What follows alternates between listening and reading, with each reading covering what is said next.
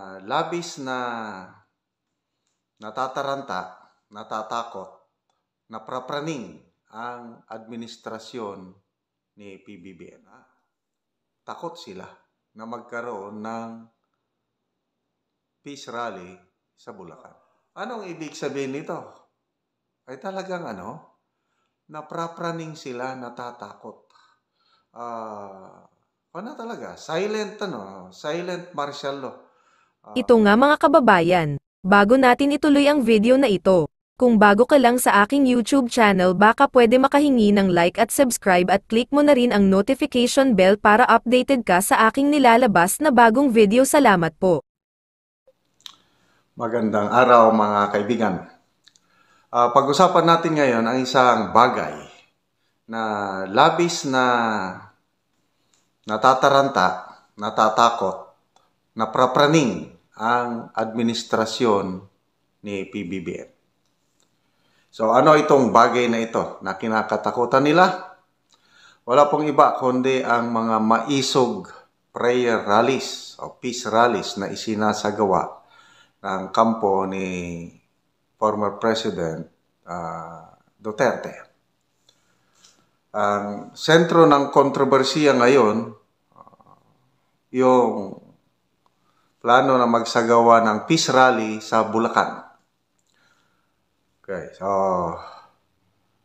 simula pa noong Pebrero, ang mga organizers sa Bulacan nag-apply na ng permit. Hindi sila binigyan ng permit, both provincial LGU and yung Malolos City LGU.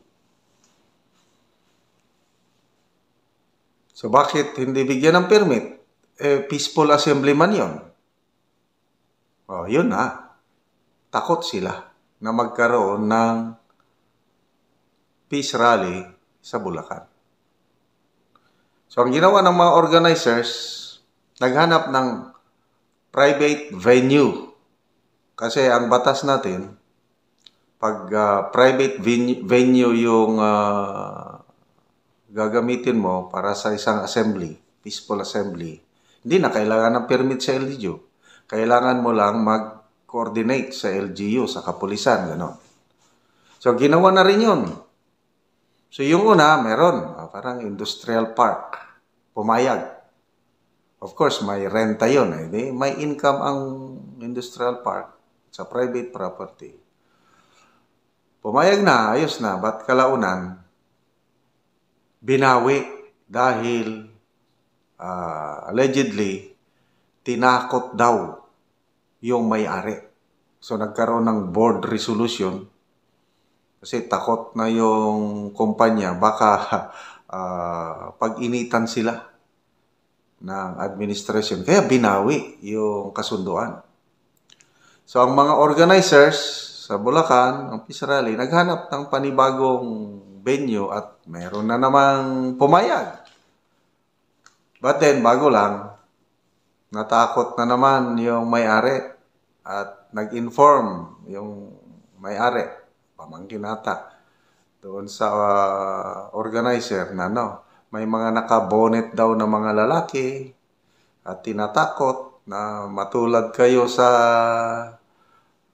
gobernador ng Davao del Norte at iba pang basta tinakot. Natakot na naman yung natakot na naman yung may-ari ng private property na yun at binawi yung kasunduan. So, ang pinaka-latest na update ngayon is meron na daw venue. At hindi na lang muna sinasabi para hindi na mapuntahan at takutin. So, anong ibig sabihin nito? Ay talagang naprapraning sila, natatakot. Talaga, silent martial law. Sulat po sa ating constitution yung right to assemble. Peaceful assemblies dapat pinapayagan yan. Kasi nakailang peace rally na, madami na. May kaguluhan bang nangyari? Wala man. ano lang, yung salita lang. That's, another right, yung freedom of speech, freedom of expression. Nagsasalita. Takot sila sa pagbubulgar. Magsalita ulit si PRRD. Magsalita si Attorney Vic, Attorney Chong, Attorney Ro, kung sino yung mga speakers nagsasalita. Ayaw nila yun. Bakit? Natatamaan sila. So ano ang pangunahing objective? Bakit nagkakaroon ng peace rallies? Isa man lang ang tinututulan yan. Yung charter change. Kaya nga, defend the flag, defend the constitution, yun ang tema. Kasi nakikita ng mga organizers ng Maisog Rally, may kakaibang plano ang administrasyong ito na lapastanganin ang ating konstitusyon. Babaguhin nila, okay lang sana kung babaguhin for the good ng nakakarami. Kailang hindi. Palaging sinasabi ni PRRD, ang gusto nila is para mapalawig ang termino nila, yung mga namumuno ngayon. Kunuhay, economic amendments, ang pasimula, kailang wala na, lumabas na yung tunay na motibo kasi si Mr. Larry Gadon nag-submit na ng proposal na magkakaroon ng political amendments. Ma-extend ang termino ng mga local officials from 3 maging 6 years at magre-re-elect pa kaya maging 12 years ang panunungkulan. Di happy ang mga politiko niyan. Ang tao, happy ba sa mga ganong charter change na prina-priority ng gobyernong ito? Wala. Dalawang survey. Una, yung Pulse Asia. 88% sa mga respondents nagsabi they are not in favor of any form of charter change. Now and the future. Political man or economic revisions, ayaw nila. Yun ang Pulse Asia. Ito naman latest sa Okta Research. Ang tinanong naman yung urgent priority concern ng mga Pilipino. Anong lumabas doon? Charter change. Ilang percent ang nagsabi na yun ang kanilang urgent priority concern? Only 1% ang nagsabi na kailangang asikasuhin yan. Gagawin nyo na yan dahil yan ang gusto namin. 1% doon sa Okta Research. Anong lumabas na urgent national concern sa research ng Okta? Inflation. Yung paano mapababa ang presyo ng mga bilihin. Food sufficiency, paano para hindi magka-shortage ng rice, gulay, karne at iba pa. And then jobs. Trabaho, kailangan namin trabaho, mag-create kayo ng trabaho. Yun ang concern ng mga Pilipino. Iba naman ang inaasikaso ng administrasyong ito.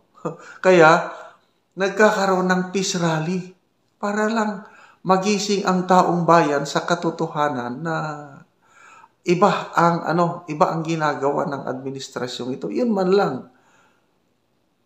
Wala namang nangyayaring kaguluhan. Bakit ayaw nilang magbigay ng permit? Isa lang yan. Takot sila. Natataranta na prapraning. So, marami pang gagawing peace rally. Kasi yun ang plano. In major cities ng country, iikot yung Bulacan. Nakikita ko ang susunod dyan, Pampanga. So, wala tayong problema sa Pampanga. Bakit? Nandyan si PGMA.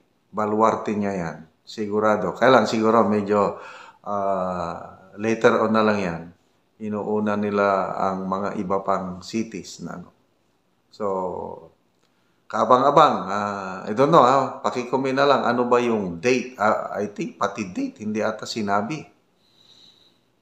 Anyway, sino kaya ang mga speakers? Kasi ang palaging nagsasalita.